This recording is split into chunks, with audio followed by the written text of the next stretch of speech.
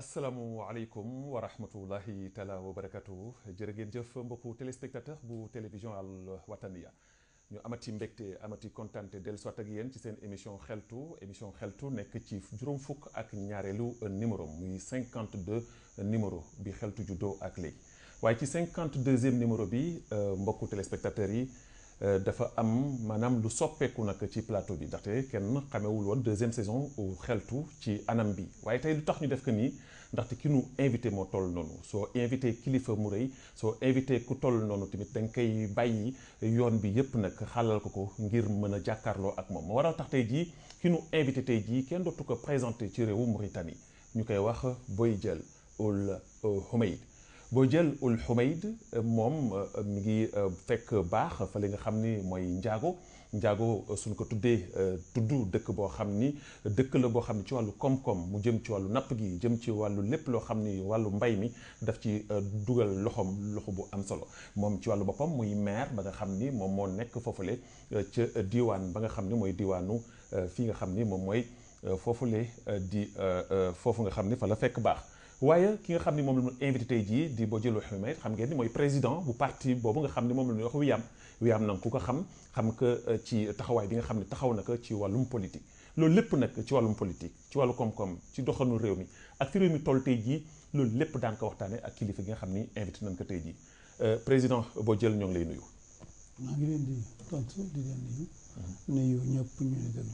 voilà président tey jii ñu am mbégte am kontante bokk ak yow plateau bi ndaxte xam nga tey jii c'est pas évident tey jii ñu maanaam am la tey jii ci plateau bu xeltu ndax lu tax lu ko waral mooy da nga jóge ci voyage xam nu ni sa yaram fu mu nekk fi ni mayu lu ko sax ndax neexul waaye loolu lépp nga bëgg ak taxawaay bi nga xam ne yaa ngi koy taxawu réew mi moo waral tax tey jii nga nangul ñu ñëw toogal ñu ci plateau bi ngir ñu waxtaane li xew ci biir réew mi ak lépp loo xam ne jëm ni ci wàllum politique ak lu ci aju tey jii président wu parti nga su ma la laajoon tey jii kan mooy Boy Diel lan nga may tontu. bon maa ngi lay gërëm ci occasion bi nga ma jox di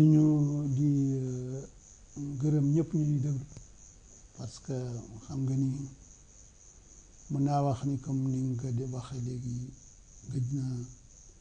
def naa politique bu bare waaye pour la première fois ñu woo ma ci émission wolof yaa ci l'initiative donc maa ngi lay ci gërëm parce que comme ni nga ko waxee man njaago laa juddoo din ak njaago benn la te ñëpp foofu dinañu làkk wolof amul ko ku déggul wolof naar yëpp foofu dégg nañu wolof surtout man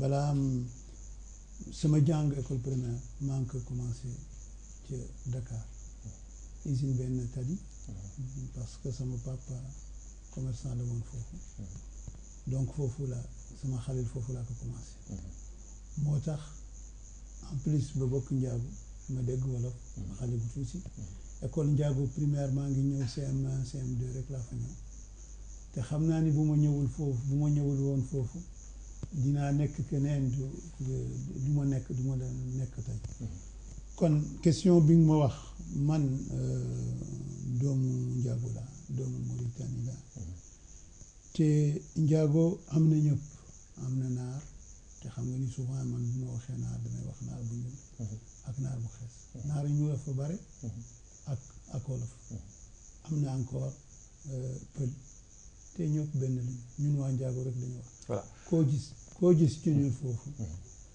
dégg na wolof xëy na am nañu dégg pël mais ñëpp en tout cas dégg nañu wolof. ñëpp dégg nañu wolof nga fekk baax foofu nga xam ne mooy njaago comme ni nga ko waxee nga tudd maanaam benno par exemple soo waxee loolu unité nationale pratiquement nga wax. mu mel na kon ñëpp ñoo dëkkandee foofu. yow ngay tey jii un homme incontournable ci wàllu politique tey jii ci biir réew mi ak sa parcours yëpp fi nga jaar daan ci gën a dellu si mu gën a yaatu. mais dama bëggoon nga dellu si nu tuuti maanaam si sa vie ak waa njaago. ban pas-pas nga am yow sa diggante ak waa njaago parce que ci élection présidentielle yu mujj yi dem na ba sax ñuy wax ni soo moytuwul dana am ku la fa dóor yu métti nga dem élection maire ñëw gagné élection yooyu maire mu mel na kon dafay mel na kon Boy Diel mi ngi des ci xol yi ba léegi alors sa diggante yow en tant que doomu njaago ak waa njaago yi bon comme ni nga ko waxee bon njaago am na njaago wolof am na commune yu nekk Ndiago commune bi te ay naar lañu man maa ngi juddoo Dun te foofu la magee diggante Dun ak naar yi dañuy wax Dun mais wala fii dañ koy wax Dun diggante Dun ak Ndiago ça fait 5 kilomètres ça fait moins de 5 kilomètres te man wax naa la sànq sama jàng manque débuté Dakar mais CM1 CM2 Ndiago laa nekkoon ak samay mbokk ak ñëpp donc ñoo bokk te comme ni ñu koy waxee foofu amul naar boo amul wolofam amul wolof boo am naar. boobu da nga bàyyi sa papa Dakar. ñëw dellu si waat Ndiago non sama papa mi ngi Dun parce que xam nga commerçant yi dañuy nekk pendant la saison sèche Dakar. di fa liggéey. mais seen kër mi ngi. su mbay bi jotee ñu dellu si waat seen kër mi ngi Dun te boobu amaguñu dëkk. c'est-à-dire amaguñu kër. boobu ay xayma la ñu nekk et on s'est déplacé ñun c'est-à-dire que. pendant la saison sèche ñu ngi Dun su nawet ñëwee ñu dem ci kaw ak nag yi ak loolu te donc ma famille ma mère mosul dem Dakar c'est mes frères et tout ça et mes cousins mes oncles ñoo liggéey Dakar ay boutique te bon ñëpp xam nañu leen waa Dakar parce que man amul sama xarit foofu la ak Gueule Tapée Thiaroye-sur-Mer Thiaroye-Géej Thiaroye Gare ak usine Benetali usine Parc Bina Lassana c'est-à-dire que je connais ñëpp xam naa foofu ay xale yoo xam ne ñoo bokk suñu xale te après nekk nañu ay responsable Sénégal nekk nañu lu nekk te man ak ñoom ñoo bokk xale mais ça n'empêche pas que bon mën naa la wax loo xam ne ñu bari xam nañu ko lu tax ma jógee Dakar où je faisais dama doon jàng parce que xam nga jàng Dakar ak fii boobu du benn jamono jooju bokkul du benn mais am naa benn sama papa bu ndaw comme ni ñu koy wax ci wolof duum la ñu wax duumul booy jël ñëpp xam nañu ko mais il était très politique ma ñëw ci sama papa ne ko gis nga xale suñu doom bi soo ko bàyyee fii day nekk Sénégal dootul nekk war nga ko transfert dootul nekk Mauritanie parce que effectivement quand j'ai réfléchi après noonu la woon même xam nga xale boo ngay foo ak xale yi dem ak ñoom te boo même guddi boo dee xalaat kii en wolof j'ai complètement transformé moo tax on m'a amené à Ndiago bon mais j'étais maa ngi woon kër ak samay mbokk c'est-à-dire samay doomu papa bu ndaw même sama mag ak samay rakk ñoo ngi jàng Ndiago ñoo ngi dëkk kër Adama Diop Adama Diop Rahmou c'est un vieux c'est le fils de Mademba Diop et c'est l'ami de notre grand-père Boy Diop dont je porte le nom donc comme ni ma la waxoon sànq ñun ku nekk am na naaram ku nekk am na wolofam ku nekk am naaram ku nekk am na wolofam voilà mu nekk président lu am solo mais tey jii les réalisations de Bodiel parce que Bodiel bi mu commencé nekk ci maanaam magistrat wu fa li nga xam ne mooy Ndiago yàgg na depuis zamanu ki nga xam ne mooy Ould Taya la daan ci gën a dellu siwaat foofu tamit mu gën a yaatu mais dama bëggoon nga dellu si tuuti ci maanaam les réalisations de Bodiel parce que en général Bodiel dañ koy tuumaal ci lu bare dañuy wax ni Ndiago Bodiel defu fa dara Ndiago Bodiel taxawulu fa dara am na sax ñoo xam ne invité na leen ci plateau bi di ay doomu Ndiago ñu taxaw wax ma ni ma foofu ci poste santé wu Ndiago amul woon sax koo xam ni mën na taxaw di faj nit ñi. nga nekk maire est-ce que loolu tamit nekkul loo xam ni lu ruslu la si sa baat. bon loolu bon il faut dire que man d'abord maa ngi j'étais quand bu ñu defee entrée en sixième en 65-66 j'étais le seul de l'école admis à l'entrée en sixième de l'école de Ndiago. ba mu daj. léegi mais après. Quand je suis devenu fonctionnaire, alors que je ne faisais pas la politique, ou defuma woon politique, wala bu may def politique, en tout cas nekkuma woon ak le parti unique, bien que samay papa, samay waajur yëpp ñu ngi ci. maa ngi woon ci mouvement des cadres yi. Après je me def syndicaliste dans l'opposition, mais je m'occupais déjà des problèmes de Wolof de Ndiago. Avant, il y avait la coopérative, il y en a qui sont décédés, des Bounama et les autres. bu ñu amee problème ñu ñëw ci man maa koy réglé. Ensuite quand il y a eu des événements de 89 xeex naa fii ci plage ndax Wolof Ndiago ñëpp xam nañu ko et si boo xoolee Wolof yëpp ak pulaar yi nekk ci fleuve Safar la ñu ne mais Ndiago kenn demul ci lu tax ndax boobu yaa taxaw yaa bañ. man maa taxaw. te bi ñu ko defee ñu jógee te Souleymane Diop Yorahmou le fils de Adama Diop bi mu la waxoon sànq. maintenant ndeysaan d'autres gis Mbala. mais am na délégation bu nekk mi ngi amee le fils doomu canton bi le fils du canton Doudou Seck yaa xam Doudou Fall Seck. ñoo ñëw le jour de la fête ñu wax ma que la police wala la garde la gendarmerie ñëw na njaagu jën na ay mag yëpp ñu ne foofu yóbbu leen jàmm pour safar leen pour leen jàllee. pour jàlle leen ma jóg à l'époque le ministre de l'Intérieur est là c'était le temps de Mahawiya Jibril Abdoulaye je suis venu le voir et je lui ai dit gis nga ñii boo leen jàllalee nag ma jàllal ak ñun parce que ñii Mauritanien lañu comme man ak yow te man mënuma nangu ñu jël ay nit ñu mel nii le même jour le président a donné des instructions Mahawiya et il a fait un message tout le monde est témoin l'armée était là-bas pour dire que de retourner tout le monde même il y avait am na ñoo xam ni jàll nañu ba pare ñu dellu si waat ñu dellu si leen ñu yenni Doudou Seck le chef de canton mu dellu si leen benn waay mu ngi dund ba léegi moo des te Sénégal yi mu ngi tudd ba Omar Masson la woon ñi ci des yëpp ñëw nañu donc man maa ngi taxaw ak njaagu c'est normal war naa ci taxaw te ñu bare man maa ngi yenn saa yi maa ngi dem ci mbedd mi kenn nuyu ma ci waa njaagu ni ma xam nga ma ni ko dee mu ni ma man 89 ñoo jëloon sama kër te yaa tax ñu dellu donc ça je l'ai fait def naa ko boobu politique woo boobu politique bu ko waaye loolu c'est important président mais dafa am loo am solo xëy na sax du sa magistrature maanaam bi nga xamee nii invité naa nit fii mu ni ma dispensaire sax amuñu ko foofu njaago kooku boobu nekkoo maire maanaam ci jamono yële la mais est-ce que situation tey ji njaago ci wàllu woowu est-ce que rusluwul doomu njaago yu mel na yéen ay cadres yu bari fi nekk te mën nu am lu ñu wax du dëgg gis nga njaago d'abord am na njaago man am na dispensaire man maa ngi nekk école primaire te boobu état bi defaru ko waaye njaago ñoo cotisé defar seen dispensaire mi ngi foofu ba léegi am na infirmier am na ñaari infirmier benn bi mi ngi ñëw 62 avant même man ma jógee Dakar pour jàng foofu c'est à l'époque un infirmier c'est un Sénégalais mais 2 ans après je crois c'est lui il est venu en 60 en 62 am na bu ñu ku ñuy naan Demba Coulibaly il est originaire de Kaydi moom la ñu yenni foofu te nekk na foofu ba jël retraite mosu fa jóge léegi am na ay doom parce que am na ñaari jabar waa njaago te doomu njaago la te mi ngi def politique te man la toujours àndal man la supporte te moom moo nekk infirmier ba mu retraité après ñaari waa njaago nekk foofu kenn ki infirmière d'état là c'est la fille de papam bu mag mooy bun ama bi ma la waxoon sànq bi nekkoon pré-coopérative bi mu laaj foofu ñu yóbbu ko Ndar mu gaañu foofu te am na keneen ku ñu naan Fatou sama promotionnaire là on a fait le CM2 ensemble moo nekk foofu ba mu retraité alors actuellement il y a un infirmier qui est affecté j'ai vu le ministre de la santé mu affecté ko mi ngi foofu lu ñu lay wax du dëgg su nga alors est-ce que matériel bi li ci aaju yëpp pour faj jigéen ñi fa nekk ñi mag ñi fa nekk ñi loolu lépp mat na tey ji si matériel bi mu nga foofu mu ngi woon foofu te ñun ñu ngi ci pour ñu lijjanti ko léegi xam nga lu xew c'est que am na ñoo xam ni bon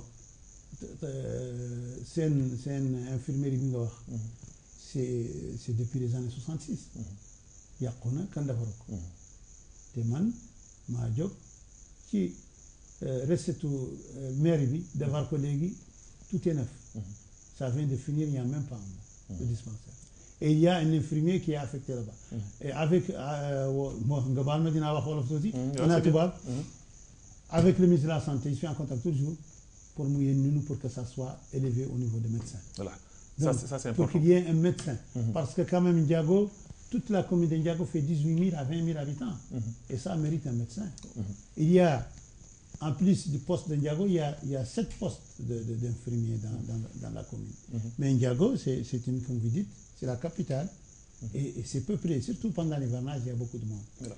Bon l'ancien maire Omar Dieye nous sommes des amis on se voit ñu ngi gisante man ak moom ñu ngi liggéey ensemble parce que loolu laa wax bi ma jëlee parce que Omar Dieye il est là-bas depuis plus de 20 ans c'est mon soutien je ne dirais pas que c'est moi qui l'ai mis mais en tout cas c'est moi qui l'ai toujours soutenu. Mais est-ce que tey jii Bodiel parce que bari na ñoo xam ne wax nañu ni Bodiel bu muy dem élection maire. dafa ragal ni su fa jëlee nitam samp ka fa dañ koy daan. moo tax moom mu dem moo tax mu dem. mais Bodiel dépassé na fu muy présenté woo maire. alors que ñu bëri comprendre nañu peut-être que li gën a am solo tey jii du présidence. mais du ministre bi mais ñi nga xam ne ñoom ñooy amee kaddu réew mi. muy député yi muy sénateur yi muy maire yi nga xam ne ñoom la nekk seen gox-gox yi. est-ce lan ngay tontu ñooñu nga xam ne. du ñu wax maa ngi leen di tontu leneen c'est que les Mauritaniens ils n'ont pas fait la politique. ñun la démocratie ñëw na ci ñun 91 mais les Français avec lesquels ñun ñoo amee texte yëpp mais war na ma benn responsable politique bu dul maire il n'y en a pas. Le président actuel était maire il est maire c'est parce que c'est incompatible avec un président qui ne l'est plus. Mitterrand avant lui il était toujours maire de Château-Chinon. Chirac était maire. Tous les hommes politiques étaient des maires. L'actuel était maire de Neuilly, l'avant Sarkozy. Il était maire. L'actuel Alain Juppé, il est maire de Bordeaux. Ça veut dire que chacun, c'est d'abord la première responsabilité et c'est les populations qui donnent ça. Bon, je me suis présenté d'abord. Pourquoi? Parce que bu njëkk, j'ai toujours soutenu quelqu'un. Avant, quand je n'étais pas d'accord avec Omar Dieye en 88, j'ai présenté Farah Abderrahmane et c'est lui qui est passé maire. Après, entre moi et Omar Dieye, tout se passe très bien. Bien que ñu bare ay wolof ak naar minimum la dernière fois, tu sais ce qui s'est passé la dernière fois à Trarza. Au Trarza, toutes les mairies ont passé au RFD ou indépendant. Sauf Ndiam. C'est un maire de notre parti de PRDS. C'est Omar Dieye seul. Parce que je l'ai soutenu. Donc, il a passé, c'est le seul qui a passé au Trarza comme PRDS. moom kese moom moo jàll ci wàllu PRDS. ñi ci des xam nga li xew ci Trarza yi. Donc, cette fois-ci, man, j'étais fonctionnaire, je suis à la retraite, j'ai fait la politique et j'ai commencé d'abord par chez moi. C'est vrai, di nga wax su ma jëloon keneen ci parti bi présenter que contre Omar Dieye. dafay ñàkk. xëy na du ñàkk mais ce sera difficile. non day ñàkk parce que amul doole boobu parce que Omar Gueye moi je vais le soutenir. waaw foofu da nga ko soutenir. Oui. mais ñi duñu gis bu jël moment boobu. duñu gis c'est ça donc. voilà j'ai fait bon. Il faut dire aussi que man jëluma décision man de présenter. dan la ko proposer pour nga présenter. Peut-être les gens ont compris ñu toog. Il y avait am na ñu bari candidats après ñu ni la seule solution pour que nous soyons d'accord c'est de présenter. Et moi je l'ai accepté parce que en politique.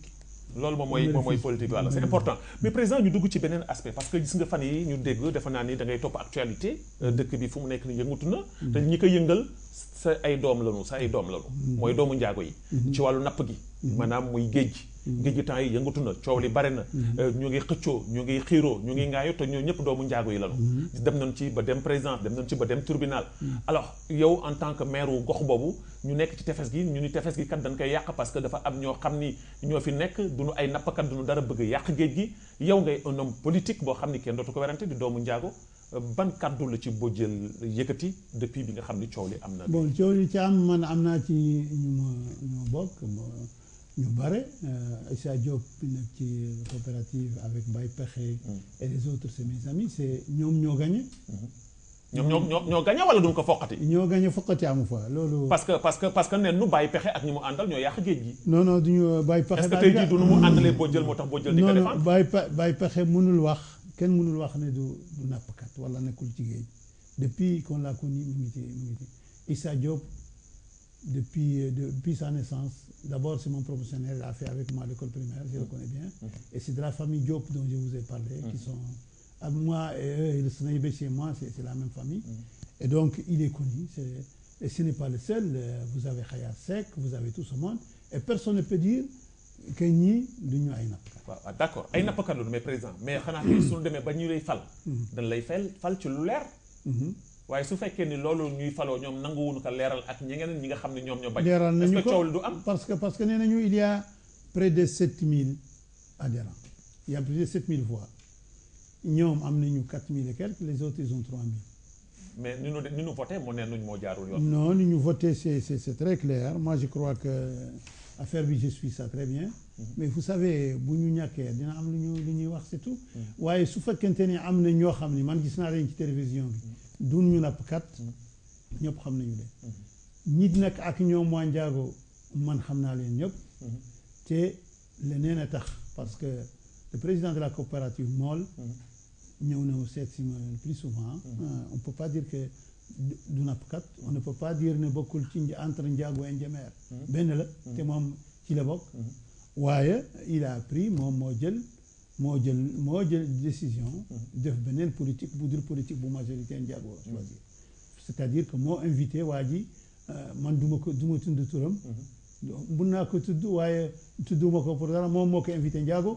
te moo taxaw lépp rek pour leer waaye moo taxaw foofu di ma xas ci biir Ndiago. xam ne ni su fekkente ni moom man waxuma woon ñu bàyyi ko. du fa génne. te moom moo ko invité foofu donc am na choix bu mu def. c'est-à-dire. mais est-ce que libreul parce que politique la politique am na kenn ku nekk si am nga sa liberté pour àndal ku la neex. oui am nga liberté moo tax. am nga tamit parce que si démocratie la nekk. waaye boo ñàkkee nga xam ni ñàkk nga. waaw soo ñàkkee xam ni ñàkk nga. bul wax leneen. yow moom il a fait le choix. moom man la jëkk a ñëw na seet si ma parti bi. papaam ñëw na seet si ma. man la ñu àndal. xam ne ñu ne am nañu problème foofu ba ñu tëj ko moom man maa jox ba ñu bàyyi ko. mais après. devenez beneen choix il est libre de faire le choix. mais moi aussi je suis libre. de soutenir les gens avec lesquels je suis d'accord. voilà loolu c'est important président ñu dugg ci beneen aspect boo xam ne aspect bu am solo la ndaxte ku xam Mbodièle xam que digganteem ak l'ancien président de la République mauritanien du Ould-Taya.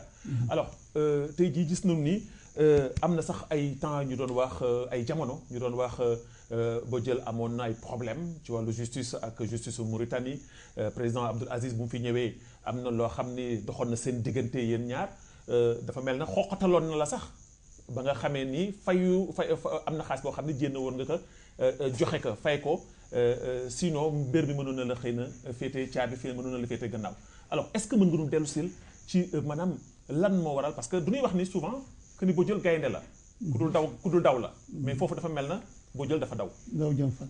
xaw ma loolu laa lay laaj fan lu tax mbir moomu. non man bu ma dawoon am na lu ma lay wax fii mos naa ko wax gis nga affaire bi nan xam nga sama CV. am na lu mu amul ci finance publique lu mu defaral ak entreprise. amul département bu ma mosul kii nekk. j'étais à quelques années de la retraite. m'a bon comme il fait souvent m'a relevé du ministère des Finances pour des raisons que moi je connais mais je ne dis pas ici. Et je suis resté 2 ans dans la rue.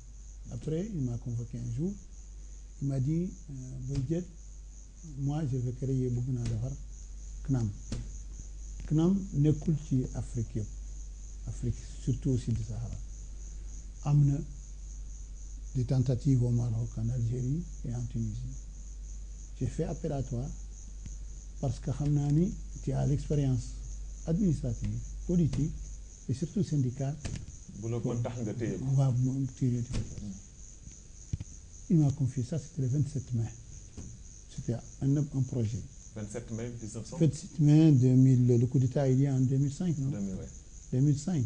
C'était le 27 mai 2005. Le coup d'État il y a en août. Bon, je me suis mis là-dedans avec les cadres de ce pays, de toutes les régions, de toutes les ethnies. Et j'ai pris un conseiller très compétent, connu de Ndiago, que tu dois connaître. xam nga ko. ah ma dellu ci wolof. ma jël benn conseiller ay conseiller ak ay directeur yoo xam ni administrativement ils sont compétents ma jël conseiller de Ndiago wolof Taw Moussa qui est là-dedans jusqu'à présent et qui fait du bon travail. Donc on s'est mis là-dedans, on a travaillé nuit et jour pour mettre en place cette institution. On l'a réussi. wolof di waaw. ñu réussir ci. Après on m'a nommé et c'était du temps d'Ali, directeur général de la CNAM. Et de la CNAM ma jógee foofu nag ministre secrétaire général à la présidence de la République avec Sidi. président élu démocratiquement. Avec Sidi, on a nommé un directeur, ñu nommé keneen sama place. Je suis resté avec Sidi ba mu am coup d'état ba Aziz wax def Aziz wax naa ku mu jëkk a woo bi mu defee coup d'état man. yow la jëkk a woo. man la jëkk a woo. boobu mu lay woo dafa doon wut pour nga xaw ma militaire yi xaw ma militaire mais en tout cas civil. man ak son directeur de cabinet ce qui est resté avec lui dañuy di jëkk a woo. mu ni ma bon parce que effectivement gisante nañu avant wax na ma ce qu'il reproche à Sidi. Moi j'ai dit Sidi sincèrement ce qu'il le reproche et qu'il faut qu'ils s'entendent. C'est dans l'intérêt. J'ai dit de ce que nous faisons tous et c'est dans l'intérêt de. Je suis parti même dem naa ba wax Sidi. Les gens disent ici que et Sidi est là témoin alhamdoulilah Aziz est là.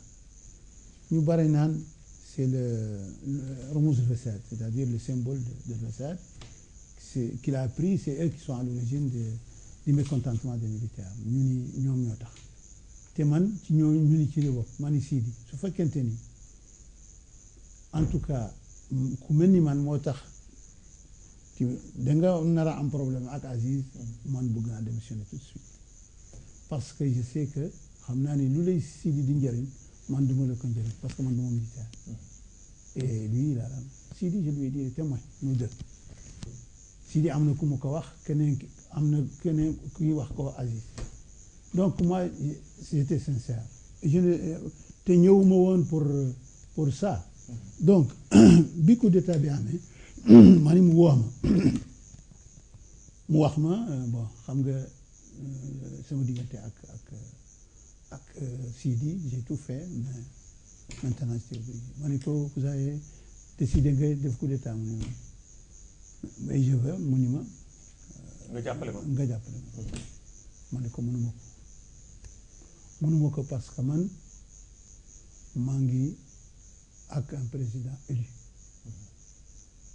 yooyu yaa nekk son chef d'état-major particulier nga def coup d'état mënuma ko parce que ma su fekkente ni woon booy jënd homme politique xëy na mën naa dem mais man un homme politique nga bañ ko nga ma ne ko mënuma ko parce que suba dootuma mën a wax politique bu mën a ngoo lii et c'est comme ça il a parfaitement bien compris et on n'est pas taxawuñu fii parce que bés bu nekk pendant 15 jours mu woo ma présidence ma ñëw am bubu ma wax ma la même chose ma wax après le dernier jour mu ni ma booy jël en tout cas moi lu nekk def naa ko pour nga des léegi mun ma ko je vais nommer secrétaire général ministre de la présidence c'est comme ça qu'il a nommé Guèye ma ni ko sabar ko indi mais une relation personnelle c'est resté. dafay des toujours.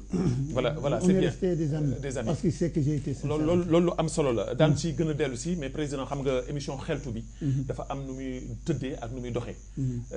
ci loolu jël nañu sunu caméra jël sunu oto daw seeti koo xam ni ku la jóge la. koo xam ne xëy na mbetteel la fii nga koy yëgee. ñu dem ñu seetaan ko dellu soit ci biir émission bi.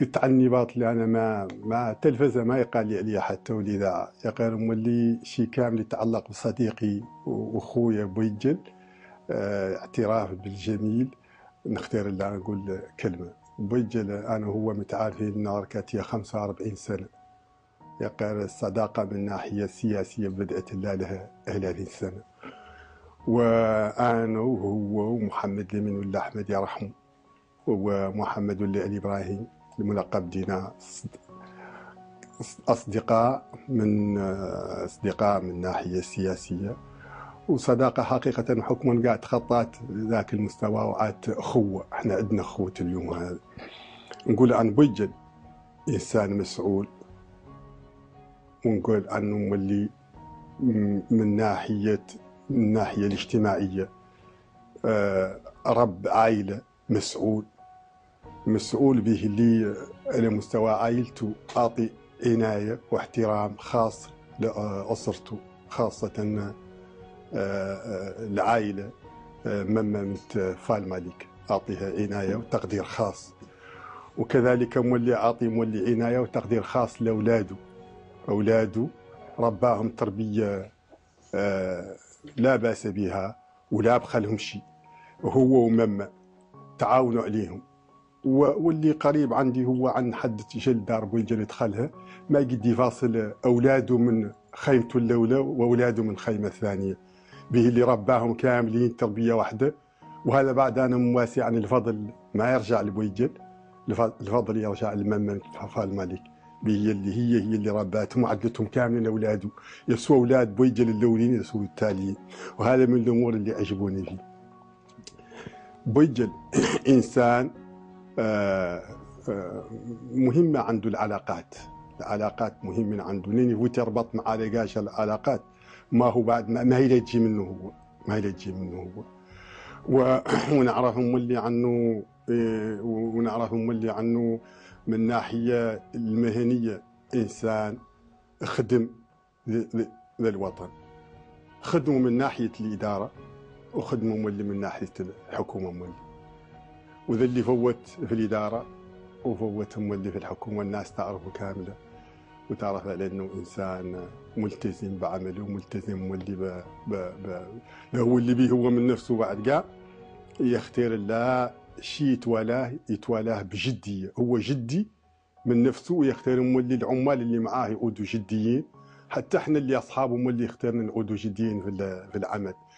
والقضية الأساسية اللي مهمة عنده من الناحية المهنية هو أن يحتسب عن الإدارة ما يالتها أن المعيار الأساسي اللي على أساسه يتم تعيين رجال الإدارة هي الكفاءة، لا كومبيتونس كوم كريتير دو شوا دي ريسبونسابل. معناها أن الكفاءة هي اللي على أساسها يا الله يتم تعيين رجال، قد النظر عن الجهة وعن القبيلة وعن الفئة، المهم عن موريتاني فقط، ولكنه مقتدر وهو اللي الله يعين في المكان المناسب تماما. لا لله ما خالق رجاج ما في نقصان.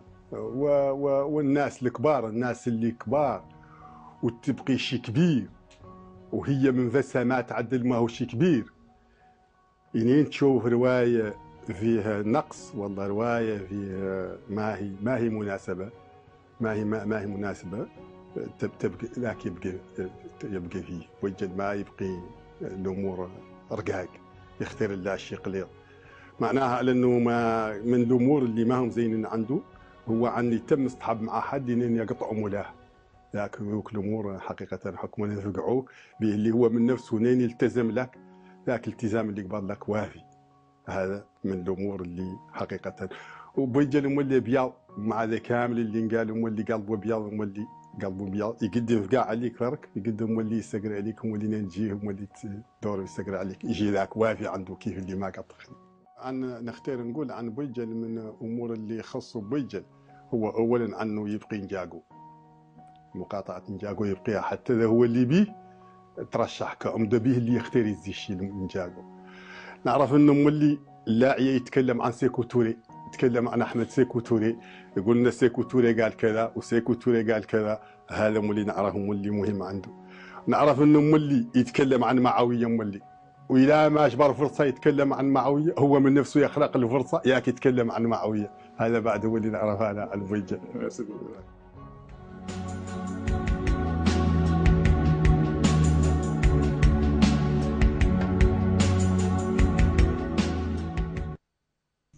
Voilà, président ban jànkat nga ci am.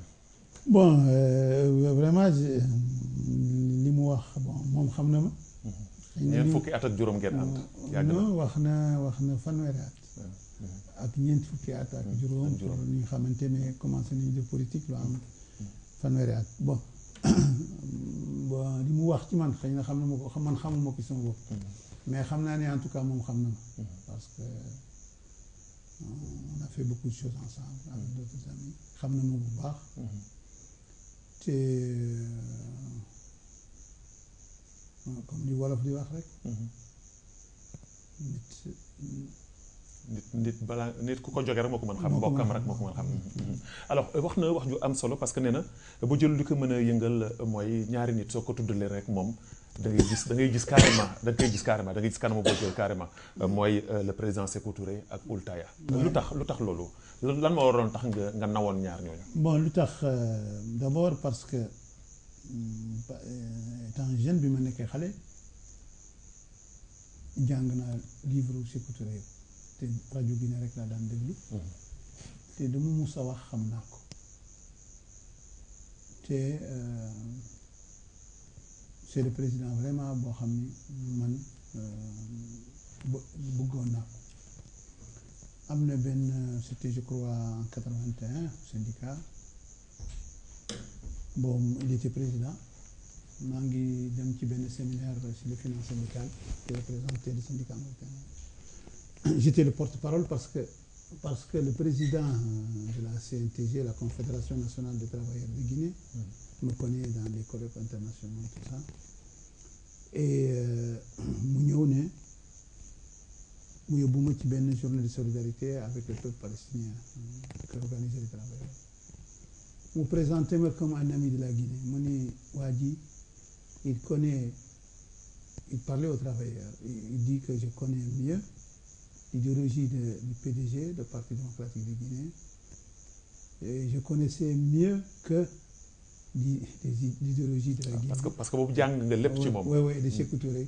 Et je connaissais toutes ces situations, ces citations que je connais. Même à l'ENA, j'ai des amis ici, surtout des amis avec lesquels j'ai fait l'école, qui m'appellent jusqu'à présent Sékou Touré. C'est le cas de Ba Mamadou, c'est le cas de Anne Mamadou, il m'appelle jusqu'à présent Sékou Touré. Donc ñu ngi ma tuddee ba léegi Sékou Touré. Bon Maawiya lu tax ma xam ko la Maawiya vous savez quand bu Maawiya defee coup d'état contre Hidaala bien que Hidaala daf ma emprisonné ak yëpp man génnuma pour soutenir Maawiya donc xamuma ko xawma son programme après je dem en France pour def l'école nationale du Trésor de Paris lui était là président je suis revenu en 86-87 je suis resté un fonctionnaire mais quand bu mu décidé c'est-à-dire bon on me reproche souvent surtout te di waxuloo ko les négro-africains me reprochent souvent mes positions avec Maawiya que je dis ana Maawiya j'ai commencé à travailler avec en 91 c'était après 89. ñëw ci wolof bi ndax ñoom ñu gën a comprendre. Oui parce que wax naa négro-africain yu bare. en tout cas du waa Njaago. parce que Njaago xam nañu ni taxaw naa ak ñoom pour seen affaire. te sama problème am na benn ministre dinaa ko mos a wax. bu teg sama problème conseil des ministres ndax li ma wax ci plage ci affaire wolofu Njaago. waaye toujours dañuy naan booy jël Maawiya il a fait un négro-africain il a fait non Maawiya je peux vous dire tout de suite ici mun naa la ko wax léegi am na ñaari problème musul wax ak moom li ma def yëpp ci gouvernement musul wax ak man ci affaire négro-africain musul wax ak man ci affaire xarat jamais musul toog wax ak yow ci yenn cër jamais musul toog wax ak man ci affaire négro pulaar wala fola négro-africain lan moo waral tax daawul wax ak yow ci loolu dafa bañoon nga mer wala dafa xëy na wala peut-être moom jël na ma comme un fonctionnaire de la Mauritanie et je suis au service de la Mauritanie mais musul wax ak man wax yi donc ñëw naa ci moom en 91 ci parti laa def parce que moi j'avais décidé am na du ma dem ci gouvernement militaire mais bu mu defee parti mu woo ma 91 man ci ñi créé parti PRDS laa bokk te mën naa la wax benn confidence les 2 dernières lettres démocratique et sociale man maa leen proposé donc parti bi je l'ai vu naître et moom dafa amoon confiance bu mag ci yow parce que gis nañu seen complicité daal lu wóoroon la yow tamit nga nekkoon koo xam ni ku taxawoon nga ku bañoon bàyyi nga ki nga xam ni mooy Maawiya ñu dem ci beneen élément parce que sa xarit bi duñu ko bàyyi duñu am leneen loo xam ne wax na ko mu jëm ci réewu Mauritanie fi tolluwaayu Mauritanie am message boo xam ne daf ko lancé à la jeunesse mauritanienne ñu dem déglu ko teel soit ci biir émission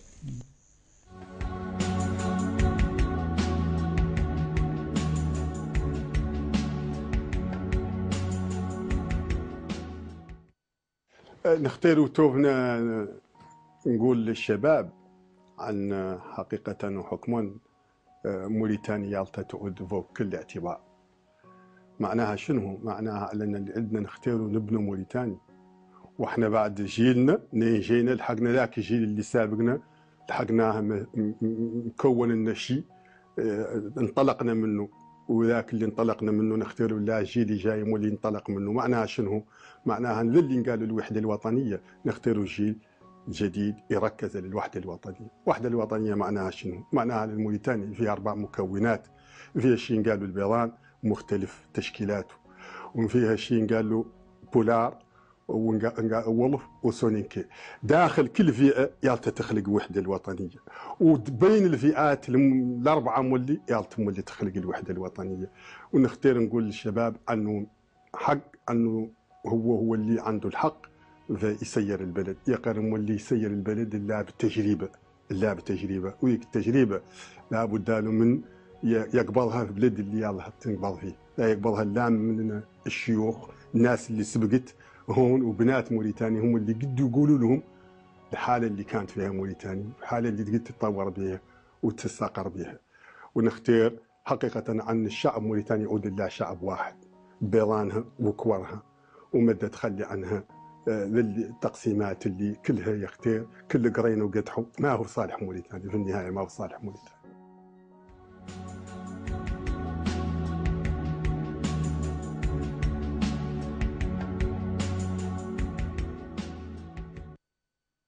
président dégg nga li nga xam ni moom la Traoré wax ci loolu tamit dem la ci sax laajaale beneen question parce que tey jii ñu ngi wax dialogue politique, yow nga nekk koo xam ni da nga am sa parti politique, bañ na sax ba nga xam ni ci élection présidentielle yi ñu bëree dañu mere Bodial ndax ne nu Bodial Ould Abdoul Aziz kese la.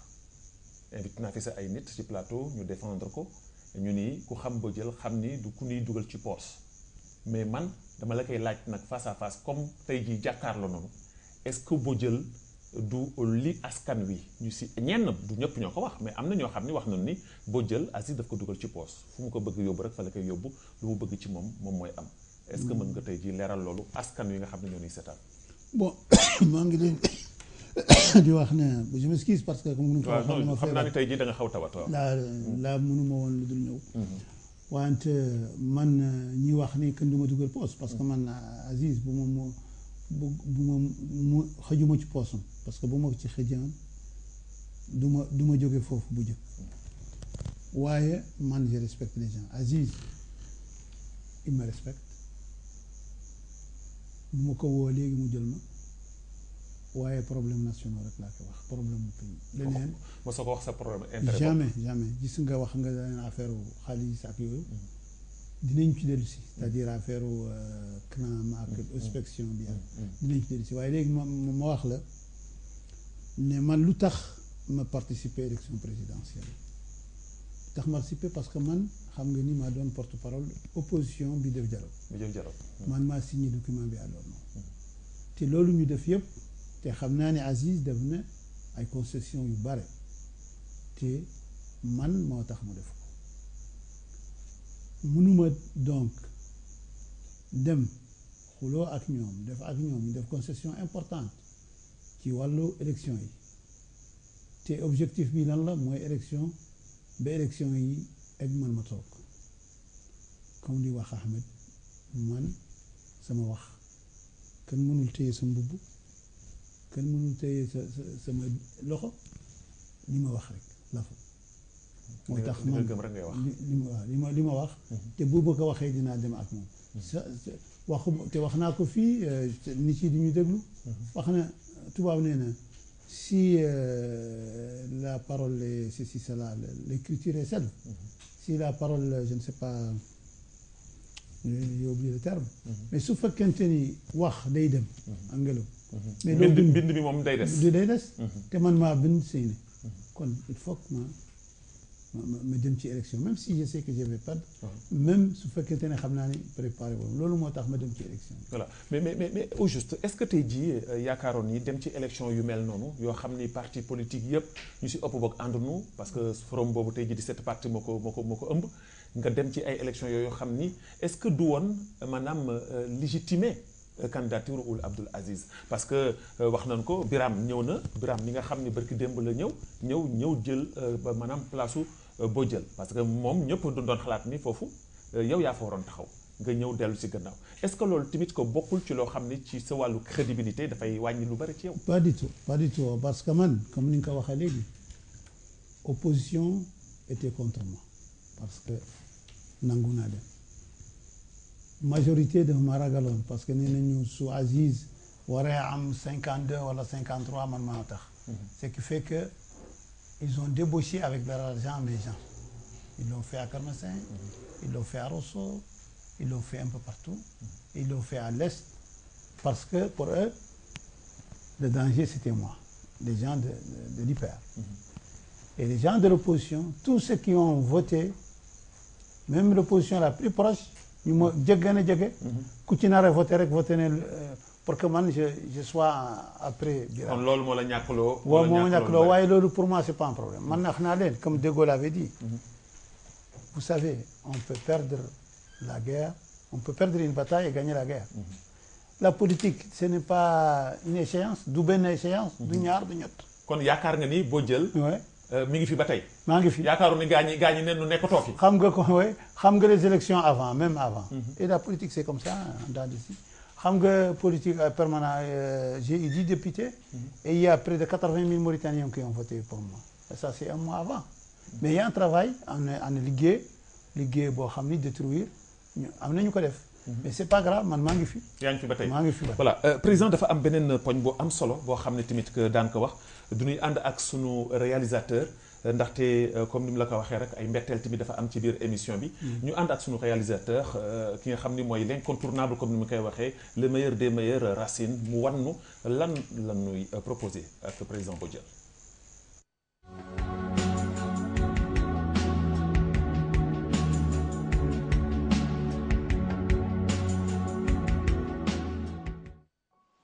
salaamaaleykum merci dama bëgg ma wax sama papa pour comme ni ngeen ko xamee homme politicien même chose fàttewul këram daf nu yar daf nu bëgg encore yenn saay bu mu am jot mu toog ak ñun waxtaan ñun kii duñ ko xaw rus tuuti ñu moomu ko bu baax wante encore dafa bëgg a jàng daf nu bëgg nu jàng dafa bëgg suñu intérêt encore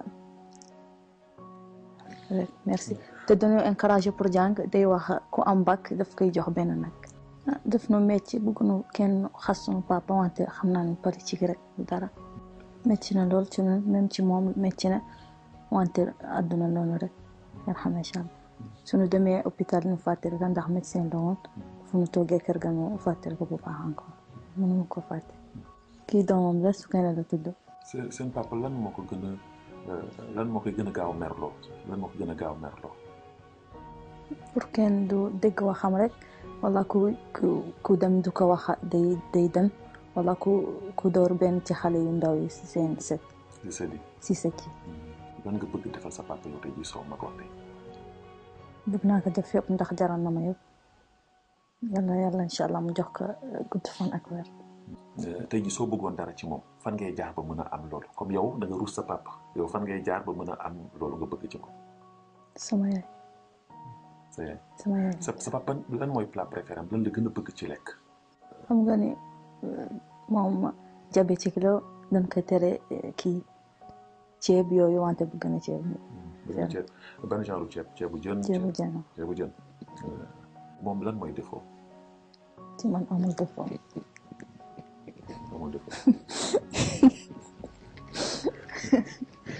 gisuma défaut man.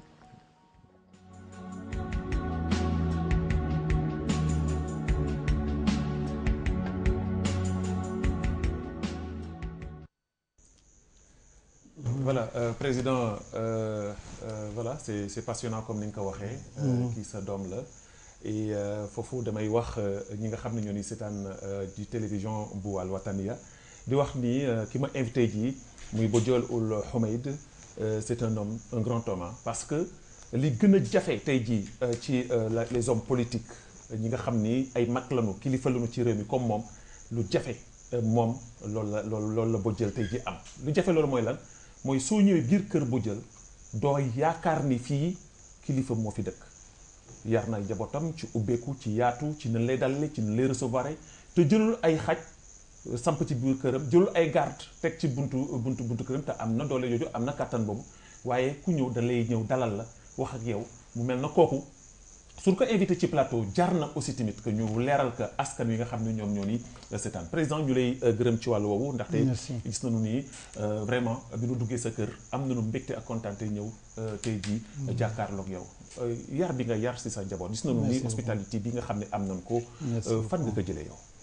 bon ma ko jëlee d'abord parce que dama yaru ci loolu c'est-à-dire loolu laa xam ci samay papa ci samay oncle aussi bien maternel que paternel ma xaw ma ndax xam nga ma may kan parce que man balaa ma wax sama affaire u xale yi man ki ma jur doomu boy jël sanay ba nañu c'est-à-dire une famille d'une fraction de Tendra dont nous sommes les chefs depuis tout le temps, chefs traditionnels. Et donc, on sait comment recevoir des gens. Et c'est des gens qui étaient aisés à l'époque, parce que, comme l'a dit la fille, à l'époque, ce qu'il fait, quand vous avez des chevaux, vous avez... on dit nga am ay boutique Dakar, nga am nag, déjà, tu étais à l'aise, et donc les gens vivaient bien. Et j'ai vu comment on traite les gens. Du côté maternel, du côté maternel, je suis l'oncle de la famille Cheikh Saad Bou, parce que Cheikh Sidiati, Cheikh Tarboué qui est le calife, sa mère, Yassine Mitgoutir, est ma grand-mère. Donc aussi de ce côté-là, je connais, xam naa li maanaam loolu ëmb na lépp ni nit ku mag nga famille bu rëy nga bokk. njaboot ji gis nañu ni am nañu kersu si yow. am nañu cofeel ci yow. wax na ci sa doom bi nga xam ne jënd àdduna ñu la koy jaale ci plateau bi. et je sais que ni c'est difficile. waaye yàlla su soxloo. képp ko bëgg da ngay ñàkk. yàlla na yàlla teg loxoom ci doomam ji mu fi bàyyi. mais tey jii boo jël cofeel bi mu am ci njabootam parce que dégg naan ni yow say njaboot kenn du leen cof kenn du leen laal da nga leen bëgg ci seen xol. dëgg la ñëpp kenn bañul sa njaboot. mais yow yaa ci raw. wallaay tu vois gis nga xale bi ki doon wax léegi Nafissatou. elle porte le nom de ma petite sœur qui est décédée il y a presque plus de 30 ans. Et celle-là, elle porte le nom d'une fille de ma tante de la famille Cheikh Saad Bou. Voilà, ça peut Nafissatou. Bon, elle est aussi comme Yamira Tour moom man mi ngi tudd Nafissatou sama rakk laa ko tuddee. te kooku mi ngi am turu Nafissatou Cheikh Saad Bou boo xam ni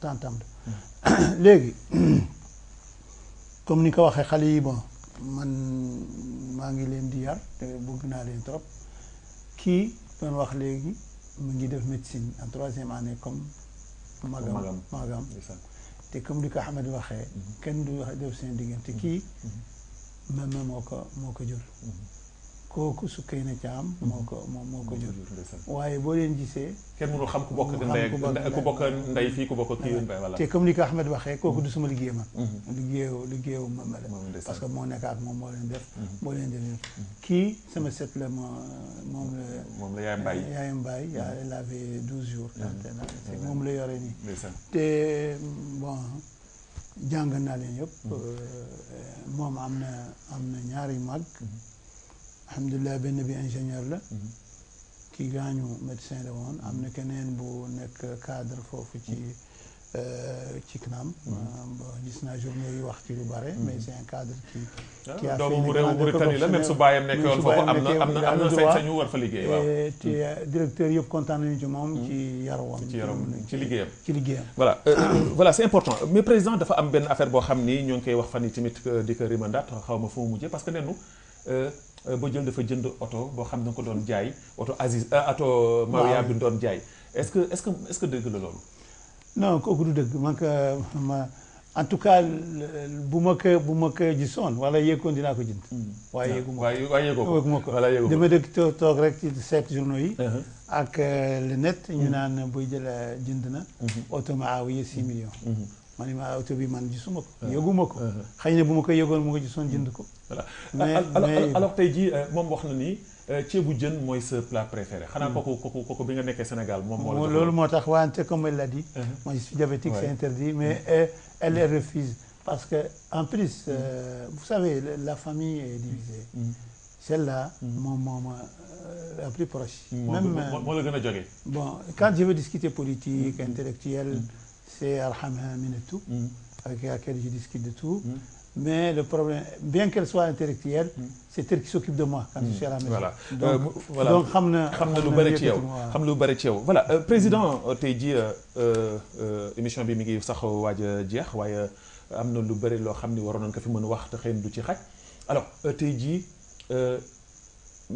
opposition bi pouvoir bi dialogue national ñoo ngi koy wax guddeeg bëccëg pour l'intérêt de la Mauritanie est-ce que tey jii yaakaaroon ni yéen ci seen wàllu bopp les hommes politiques ci benn côté Mauritanie yéen a ko tardeel ci benn côté parce que xiiro bi ŋaay bi bare na lool bare way boo xam ni nanguwu leen toog bennoo nanguwu leen toog nekk ci table bi suñu waxee pouvoir bi ñu ni mu ni tàllal naa loxo opposition pour ñu waxtaan suñu waxee opposition bi ñu ni pouvoir bi lu muy wax du dëggu ci moom wala du dialogue bu franc est-ce que tey jii mën nañu continuer ci réew Mauritanie doom yi ngeen xam ne am ngeen que sët yi ngeen di xam am ngeen que ñuy ñëw ci biir réew mi est-ce que du ñoom ñooy perdre les plus grands perdants est-ce que tey jotul ngeen toog ci benn table pour l'intérêt de la Mauritanie man li nga wax en tout cas mooy suñu position ñun Louis I dem nañu ci dialogue parce que ñun ñu ngi nekkoon ci code ñu d'accord yëpp ci benn plateforme pour le gouvernement bi nangu ko bi mu ko nangoo am na ñu commencé bañ moo tax ñun ñetti parti yi dem ci dialogue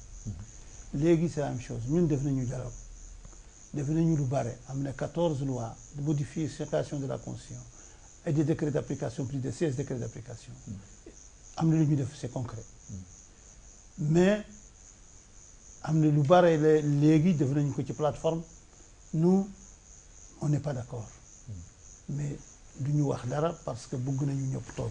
est-ce que tey jii taxaw nga pare nga tey jii pour dem dialogue ci dialogue bi ñu woote. dem na pare naa parce que gis naa président de la République. gis naa premier ministre. gis naa plateforme bi. d'accord nañu ci yëpp. pour que les gens ñu toog. alors te xam naa ni. pouvoir.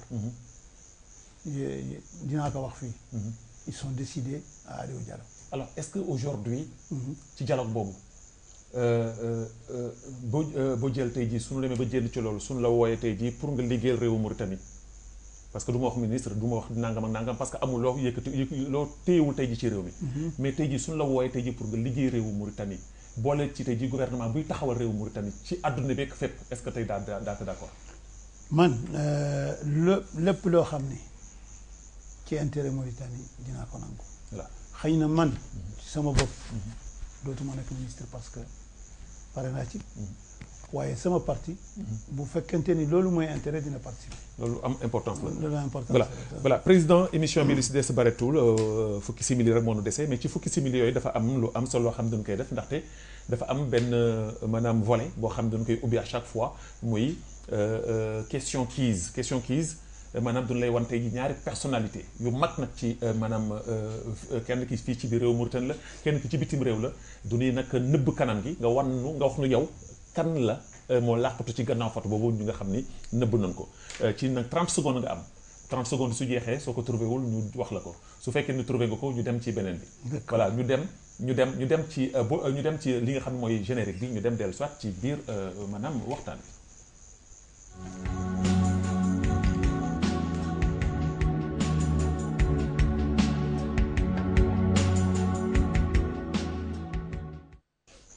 voilà ki nuy jëkk wan Racine wan nu ki ngi nuy jëkk wan ndax le président boo jël dana xam ki làqatu ci gannaaw photo bi ñu dem dellu soit 30 secondes. C'est Maouye, non? C'est Maouye. C'est Maouye. Ouais. Race, on attend la fin parce que moom nee na Maouye la. Voilà, on attend. Moom la, c'est sûr. C'est sûr. Ouais. Pas de doute. Voilà, pas de doute. Nee na pas de doute. voilà Ras kon wannu ki nekk ci kanamu kii bi voilà le président Mawiya Ould Sidi Ahmed Taya compagnon nag bu yàgg boo xam ni moom nga àndal defe naa ni kon dafay mel na li ñi di wax moo ci nekk Mawiya suñ ko dugaloon ci kees sax suñ la ko wanee nga xam ko voilà voilà Ras ñu dem ci deuxième personnalité bi personnalité nag boo xam ni ko influent la woon ci àdduna bi def fi nag lu nekk ay su dee ay tooxi doon ni def na ko fi lu nekk def na ko fi ci biir àdduna bi bari na ñoo xam ne tamit que lu nekk xas nañ ko voilà donc je pense bien que du ñuy dem soogaam di dellu ci plateau bi pour mën a commentaire maanaam la suite ñu dem.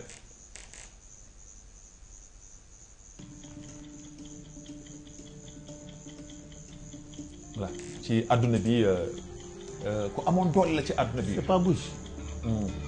Le président Bush. Oui. On attend donc voir apparemment dafa mel na Ras tey jii da nga beral loxo le président. Il ressemble. Voilà donc Ras ñu xool kooku kan la voilà. Le président George Bush le président américain. Donc voilà donc mu mel na kon comme lu ñu doon wax rek nii ci wàllu culture générale bi dafa am solo alors maintenant ci koom-koomu réew mi gis ngeen réew mi fu mu toll fi nii nit ñi sonn nañu lool kenn ku nekk ko wax ne mi ngi wax dund bi cher na lekk bi jafe na fi pauvreté bi ngi gën a sax ci Mauritanie bari na fi ñu coow li bari na alors ñoo ngi wax ni le président Abdoul Aziz a beaucoup fait bu mu ñëwee ba léegi est-ce que yow bokk nga ci ñi d'accord que ni Aziz def na fi dara depuis bu mu ñëwee ba léegi il a beaucoup fait. Bon moi je dis que Abdoul Aziz a fait beaucoup de choses. Mahawi avant lui a fait beaucoup de choses. Mokhtar avait fait beaucoup de choses. Chacun en son temps a pu faire ce qu'il peut. Est-ce que moom deful lu ëpp li ñooñu def. Pour moi, non, il a fait... Bon, les moyens ne sont pas les mêmes. Certainement, vous savez, c'est difficile de quantifier affaire politique sociale. De affaire quantifier qui devient. Il faut voir son époque, lu mu def. ndax est n'importe temps yi bokkul. waaw temps yi bokkul. te ku nekk def na ci temps am lu mu war a def. Donc Aziz bon c'est différent pour moi. Mokhtar, quand il était président, moi j'étais jeune, c'est vrai, j'étais à l'école, j'étais parmi les cadets qui faisaient l'opposition déjà, je faisais la politique. Avec Mahawi, j'ai appartenu à son régime. Donc, voilà. Je suis comptable de tout ce qu'il a fait et je considère qu'il a fait de bonnes choses, qu'il a fait des mauvaises choses. Aziz, je suis dans un parti d'opposition, je suis opposé à lui, mais je lui reconnais qu'il a fait beaucoup de choses. Il a fait beaucoup de choses, voilà. li nu des si waxtaan barewul si ay questions yu ndaw rek ak réponses yu gàtt ñu tëj émission bi ndaxte ñu ngi ñuy def si ñaari minutes ba ñetti minutes moo des alors tey jii yow jóge nga ki nga xam ni moom mooy Aziz alors ñenn ñi dañuy wax ni dafa dëgër bopp ñenn ñi dañuy wax ni non nangam est-ce que Aziz ku neex a waxal la. En tout cas, pour moi, je crois qu'il fait partie des gens qui n'est pas facile de contact, mais une fois qu'il a confiance à toi. jeex na voilà dafay moytu daal day moytu. day moytu avant. Surtout que mais soo amee confiance yow soo amee confiance ça du tout. Moi, je considère que dès le premier contact, avant même son coup d'État, j'ai compris qu'il a très confiance en moi. Parce qu'il me dit des choses qu'il n'était pas obligé de me dire, parce qu'on se connaissait à peine. Bon, mais il est plus facile de contact quand il te connaît que mon ami Mahawi. Parce que Mahawi, il y a beaucoup de choses, il ne te parle jamais de ça. Voilà. Et il ne répond pas à certaines choses, il peut se taire et tu dois deviner. Et même, j'ai connu même Idal. Idal, je l'ai connu. C'est un président très... il discute avec toi. Bon, ses positions, tu peux les connaître. Ah oui, tu ne peux pas savoir ce qu'il a. Voilà loolu lu xaw doy waar te loolu yaakaar wax na ko président émission bi jeex na ban jàngat nga am lan nga yëg tey jii ci xeltu émission xeltu bi tey jii lan nga ci yëg. Bon, je dois dire que en tout cas j'étais surpris parce que d'abord c'était bien fait. Ensuite ce n'est pas la routine bi ñu gis toujours. C'est une émission où vous arrivez à changer. Et vous arrivez à même, vous savez, quand vous avez discuté avec moi, je vous dis, 1 heure c'est trop. Mais maintenant moi je veux que ça continue parce que je trouve que c'est intéressant. et def nañu 1 heure 10 minutes. Oui donc président Bodiel maa ngi lay gërëm di la sant bu baax a baax. merci beaucoup. voilà yéen tamit téléspectateur bu télévision Al Wataniya di leen gërëm di leen sant wax naa ko sànq ki nga xam ne tey jii moom la ñu invité mooy Bodiel Ould Houmeid di président au parti Wiyam ma fàttali leen ni ñi nga xam ne ñooy njiit ñi nga xam ne ñooy ñokk ci wàllu politique nekk ci réew mi kenn ku nekk war nga mel jël référence ci moom parce que li may wax lii su fekkoon ni gisuñu ko woon ci moom su toogee ci plateau bi dama koy laaj mais këram da ngay ñëw dugg ñu téye la recevoir la wax la su nekkee ci kaw du tëj ay téléphone soo ko wooyee mu jël ko wuyu la parce que loolu mooy li nga xam ni moom la homme politique war a nekk ñu ko siy gërëm di ko sant di gërëm bu baax a baax soxnaam gërëm bu baax a baax ñi nga xam ne ay doomam ndaxte facilité nu tâche bi ba ñu taxaw def émission ak ñi te dama fàttali leen ni dafa tawat waaye malgré tout nangu na ñëw tey ji toog ak ñun ci plateau bi leen jox daje parce que 52e numéro bi la anniversaire wu Xeltu c'est dans 2 numéros ñu def anniversaire bi mu nekk loo xam ni yéen a ko moom wan rek di liggéey bu am solo bi nga xam ne ñoo ngi koy def di gërëm di sant bu baax a baax cadrage yi nga xam ne Cheikh moo fi nekkoon tey jii gërëm bu baax a baax ki nga xam ne mooy Eli Cheikh ci wàllu lumière bi gërëm ki nga xam ne mooy Rabaax ci wàllu son bi l'incontournable comme ni mu koy waxee saa su nekk di ki nga xam ne mooy Racine Wane dama ni réalisateur soo koy jàng di ko wut da ngay ñëw ba ci moom nga taxaw ndaxte c'est le maître des maîtres ñu leen di gërëm di leen sant leen jox daje incha allah fële nga xam ni moom mooy semaine bii di ñëw ci 53e numéro bu Xeltu yàlla na yàlla def jàmm ci biir mi yàlla muccal nu muccal leen digal nu ci géej gi xewal wasalaamu aleykum wa rahmatullahi taala wa barakaatu.